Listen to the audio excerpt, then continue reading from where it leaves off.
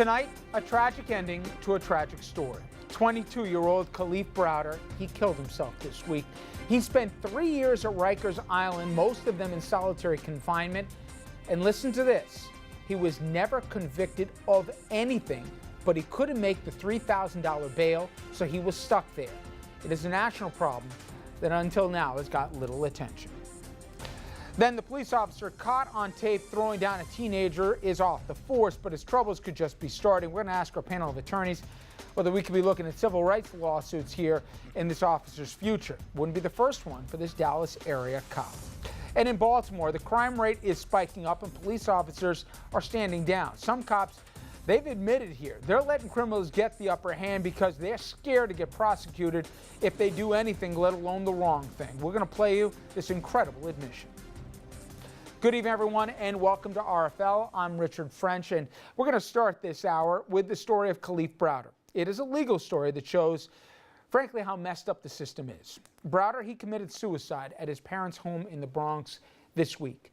He spent 1,000 days at Rikers Island, most of them in solitary confinement, 23 hours a day alone in his cell. Now, even though this is a local story, the issues involved here have national implications. Browder's death, it did not happen in a vacuum. It happened in a country where scores of people are in jail simply because they can't make bail. And that is what happened to the young Mr. Browder. He was only 16 when he was accused of stealing a backpack. He then got sent to Rikers. The $3,000 bail, it was too steep for his family, so he stayed there, even though he wasn't convicted of anything. Now, this is an issue we've covered extensively on this program in the past, and in a special we called Jail or Bail. In that special, New York State's Chief Judge, Jonathan Lippman, he talked about this exact problem.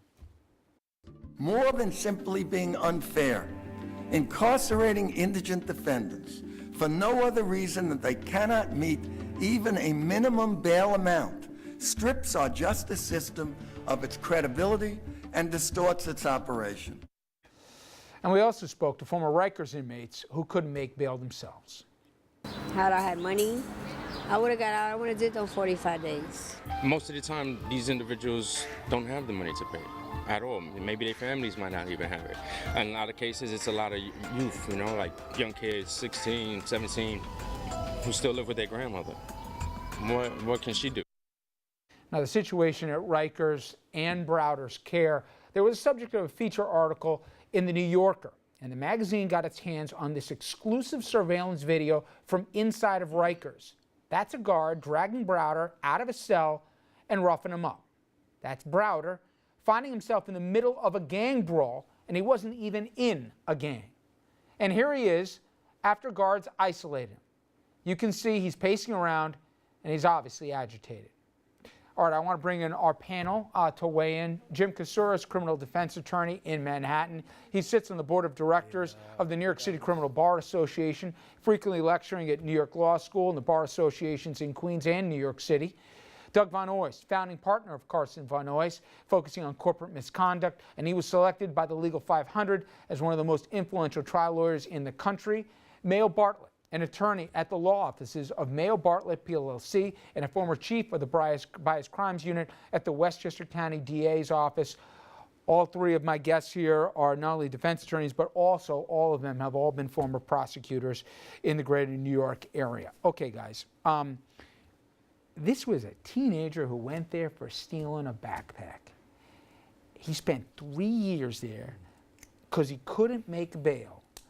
And what the kid went through, I don't find anybody who can say that this is what justice is about. But I got a feeling, Jimmy, you're going to tell me this isn't an isolated case. This happens a lot more than people think, just because people can't scratch together. Forget even the $3 grand. They can't even make the minimum here to get some bail bondsmen and put up the balance. It happens all of the time. It happens all of the time. And this is the most dramatic result.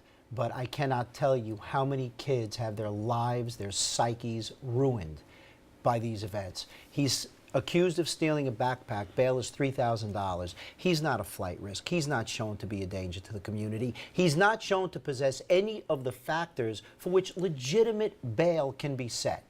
For 3 years, He's in jail. You've got a video of an officer taking him out of his cell, and it's clear as day, walks him 15 feet and beats the pulp out of him. Where's the judge? Where's the lawyer? Where's the prosecutor who's supposed to be seeking not just convictions but justice? This is the epitome of everything that's wrong with our system in this regard, and it happens all the time. You know, Doug, with this case, there were so many factors at play. First off, the kid could have gotten out earlier if he just just pled out to something. He said, I didn't do it. Never convicted of anything. Dismissed. Dismissed, thank you. Time after time, he couldn't get a day in court. Forget you can't make bail. You can't even get on the docket. We talked about this, guys, in this program. For the guy who's the outsider at the table, if you ever wanted, I know we got the best criminal justice system in the world, and I wouldn't trade it for another, but my God, talk about falling through the cracks and staying there and then covering it up.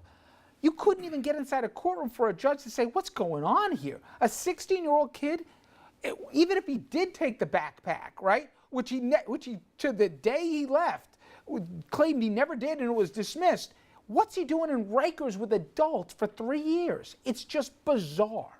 And it's a complete breakdown of the system. As Jimmy was just saying, everything that could go wrong went wrong. There's a lot of concepts in this case that if you look at individually, you know, you can plead not guilty, you can contest a charge, that's fine. You can set bail, reasonable bail, to make sure that the defendant returns. But in this case, everything that could break down, broke down. The problem with a case like this is if you look at a case like this and you're trying to reform the system, this may not be the case to take because everything went wrong.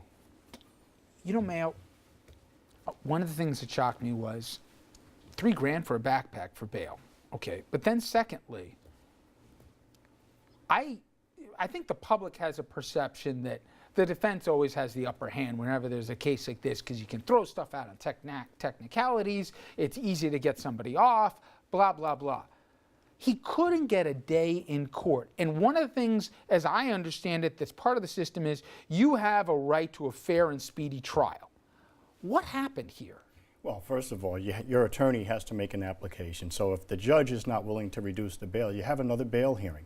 You can go up to Supreme Court and ask for that bail or county court. And if they deny it, then you can go to the appellate division and ask to be heard with respect to bail. But this really is this case is the poster child for why the defense doesn't have the upper hand. If you have a lot of money, then you have a chance at having a level playing field. The district attorney's office has unlimited amounts of money. U.S. Attorney's office, unlimited amounts of resources and money to prosecute you. If you can't, we've had situations where people couldn't post $50. So essentially $50 is a remand. They're going to stay in jail till the case is finished. For this young man in particular, as a youthful offender, you don't have a right to a jury. So that means that if he were to go to trial, he would have gone to trial before a judge, possibly the judge who thought that $3,000 was a reasonable bail. So what kind of a chance do you think he feels he has? But even beyond that, I'm not willing to say this is the best criminal justice system in the world. I think we incarcerate more people than any other country in the world, and that shows some of the flaws right there. But guys, here's what I don't get, though. We're not talking about deep red Mississippi here. We're talking about New York City, theoretically as progressive an area of this country as you're going to find. How could it be that, I mean, I don't think anybody thinks this is the best use of our jail cells to be keeping this 16-year-old in there for 3 years. So how can it be that nobody said, time out, wait a minute, this kid's been here for 6 months, this kid's been here for a year, he's been here for a year and a half. Either he had the most incompetent counsel here, or the prosecutors just, couldn't find 5 minutes to just get him on the docket. Well, Richard, but New York is not. He's going to an AP part. He's going to an all-purpose part. You have a prosecutor that walks in. Explain what the AP all-purpose part is where you go for everything to happen. You do your motions, and then you get sent out for trial. Prosecutor walks in with 300, cases. They go through these things 30 seconds a minute at a time. If the lawyer's not there, if he files an affidavit, or if he's not ready, or if he doesn't care enough because he's got too many cases, he's always on the docket. See, that's the kicker here. It's not like you got to place it on the docket. He's on the docket every 4 or 5 weeks. Where is a judge who's looking? The judge has the papers in front of him or her. Where is the judge looking at the prosecutor going, what's going on? Everybody has responsibility here. But tell the truth, if you guys had him, would he have sat there for 3 years? I'd have bailed him out. I look at a kid like this, and I lose my mind. I take a case like this for no money, and I have done it before. You look at this kid. Who wasn't looking? The whole system was blind. You shouldn't even have to do that. This is certainly a case you could take pro bono, but whoever is on that case, certainly if they're doing their job, you're before the appellate division. This is a case you bring to the news to show exactly what's going on. But New York is not a liberal state. Okay, we have been labeled a liberal state. We're not. We're one of the last 2 states in the United States that still criminalizes kids. Mississippi and Alabama are more lenient with respect to children than New York is. And what Mayo's mentioning, for the audience who doesn't know, is, and it's right now before the state legislature, if they can actually get their act together and actually pass this final budget before it is called raise the age, because New York, along with North Carolina, one of only 2 states in the country that 16 and 17-year-olds can right now be housed with adults in maximum security facilities right now instead of juvenile ones. But I interrupted. And Richard, on top of that, look, we are one of the few states that cannot get an expungement. So you can have your felony or misdemeanor expunged in Mississippi, but not in New York State. That's not very liberal. And when you get north of probably White Plains, New York is a red state. Now, if you also look at the fact that when we all want to cut our taxes, okay? When you stop and think of how much it costs, forget about the human toll here and the most significant parts, but those who want to cut taxes, we're going to spend $100,000 for this young man to sit in Rikers Island and be abused every day. And get beat up. Over a backpack, which he didn't even take. And if he did take the backpack, there are other ways to address a 16-year-old kid. You know, again, you could tell these guys, and you're on the other end as a prosecutor, doesn't the prosecutor, I get the frustration where they can't find the scratch to make the bail dog, or the attorneys are running to brick walls just to get the case heard and everything else. But from a prosecutor's standpoint, they got to know that, wait, this doesn't smell right. 3 years, you know? You know, we've talked about this before, Rich, where, you know, electing a prosecutor and assistant district attorneys and prosecutors, it's one of the most important jobs in the country. These prosecutors have discretion, and the discretion they have in a case like this, there's always a temptation to be punitive when it comes to bail. You don't want to be the prosecutor where a guy walks out the door and then he commits another crime and you're the guy that didn't ask for high enough bail. You don't want, and that's reality. But the reality is the job. But he's a 16-year-old. Well, the job forces you to make tough. Yeah. I don't know what his priors look like. I don't know what the description of the event was. I have no idea. I don't know those facts. But a prosecutor has to be very, very careful when he asks for bail to make sure he's not asking for bail just to punish the person. Except, Richard, prosecutors can't be afraid. So if you're a prosecutor or a police officer and you're operating from a position of fear, or a judge, then you're in the wrong job. Yeah. And the other thing is, again, this young man could have said he did it, even though he didn't, and he would have got out of jail. And that's what happens. He couldn't have faced more than a year in jail on a misdemeanor, and as a youthful offender, more than 6 months. But how many people are in jail because they've entered pleas of guilty simply to get out? So now you have a criminal conviction. When you try to do something with your life, you can't. No matter how you look at this, to me, this isn't a Republican, a Democrat, a conservative, a liberal.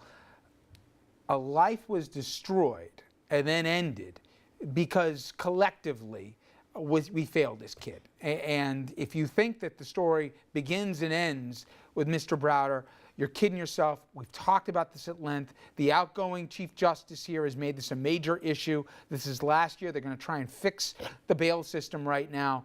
This is stupid. It's backwards. And you know what? In this case, it's tragic. All right.